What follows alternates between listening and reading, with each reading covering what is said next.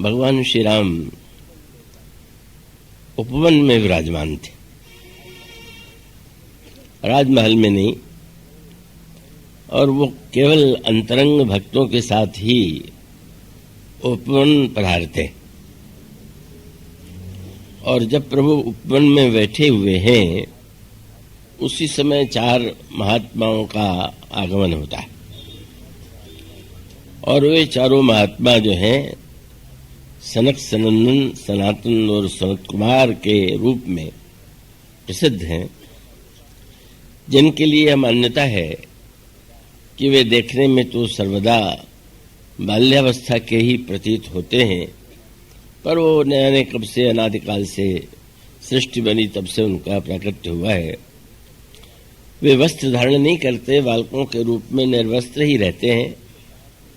और गोस्वामी जी ने कहा कि ऐसा लगता है कि वो 4 बालक नहीं है, मानो मूर्तिमान वेद ही 4 रूप धारण करके आए हुए। रूप धरे जनु चारु वेदा, समदर्शी मुनि विगत विभेदा। इन महात्माओं के आगमन का एक संकेत मिलता है। वस्तुतः इसके पीछे एक अंतरंग पृष्ठभूमि है। भगवान श्री राम के अवतार लेने के जिन कारणों की चर्चा की गई है उसमें आपने पढ़ा होगा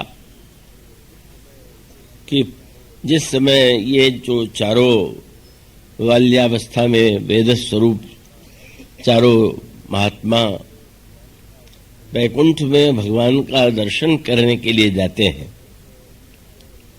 एक विचित्र विडंबना सामने आई।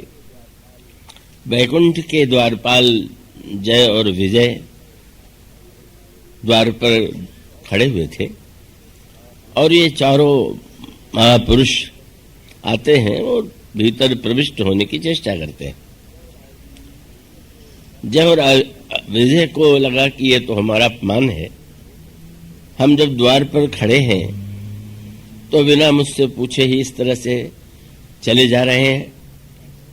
और तब उन्होंने अपना बेंत आगे कर दिया और ये कहा कि आप लोग कितने धृष्ट हैं, यह बिना पता लगाए ही कि इस समय भगवान किस स्थिति में बैठे हुए हैं, लक्ष्मी जी के साथ एकांत में विराजमान होंगे, आप अनुमति के बिना ही भीतर चले जाने का प्रयास कर रहे हैं, घुसने का प्रयास कर रहे हैं।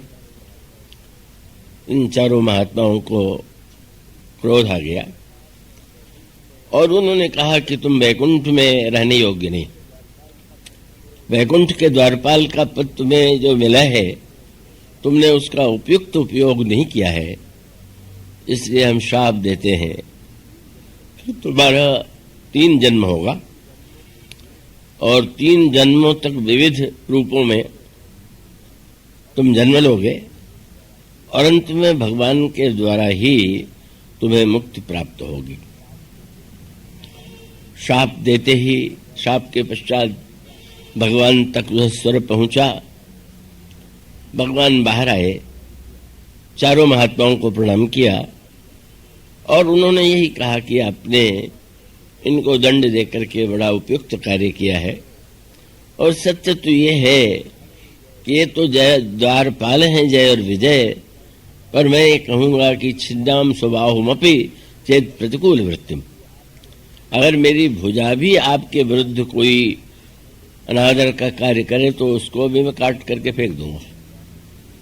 और भगवान उनसे विनम्रता से भीतर चलने का अनुरोध करते हैं।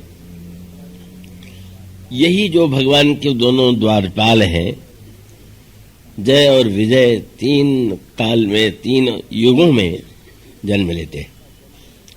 सतयुग में इनका जन्म हिरण्यकश्यपु और हिरण्याक्ष के रूप में हुआ। त्रेता में इनका जन्म का रावण और कुंभकर्ण के रूप में हुआ, और द्वापर युग में इनका जन्म शिशुपाल और दंतवक्र के रूप में हुआ। और तीनों ही युगों में भगवान ने अवतार लेकर के देखने में इन्हें दंड दिया, पर दंड के साथ साथ भगवान के द्वारा इन्हें मुक्ति प्राप्त हुई। यह पृष्ठभूमि है। भगवान श्री राम से जो उनका यह मिलन है उसमें एक सांकेतिक तत्व है। राजमहल में प्रभु मिल सकते थे, वे अंतर्यामी हैं, वे चाहते तो वहीं स्वागत करते और राजमहल में स्वागत बहुत विशेष रूप में किया जा सकता था।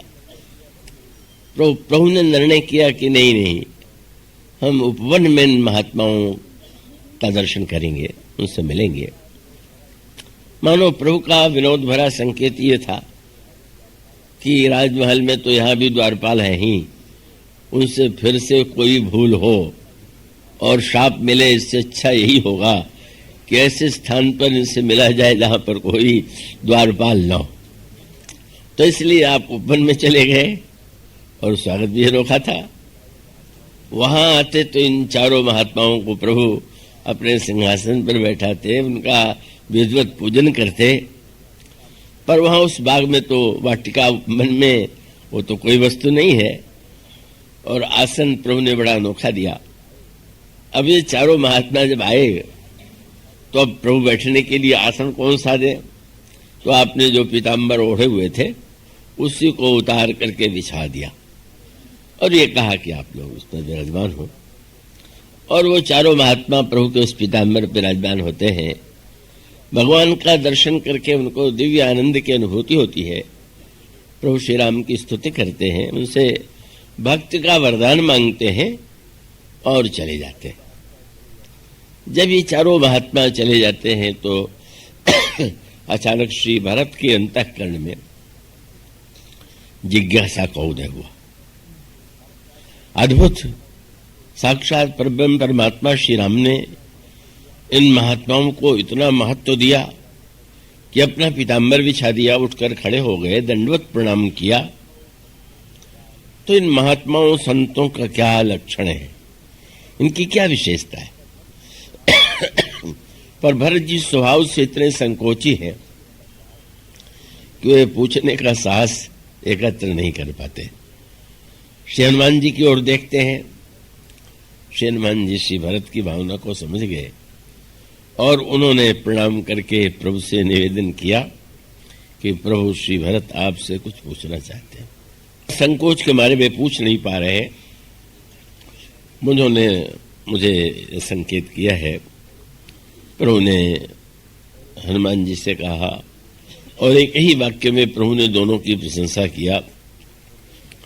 हनुमान, तुम तो मेरा स्वभाव जानते हो कि भरत और मुझ में कोई अंतर नहीं। और फिर प्रभु ने भरत की ओर देखा, तुम्हारे मन में क्या संशय है, क्या जानना चाहते हो?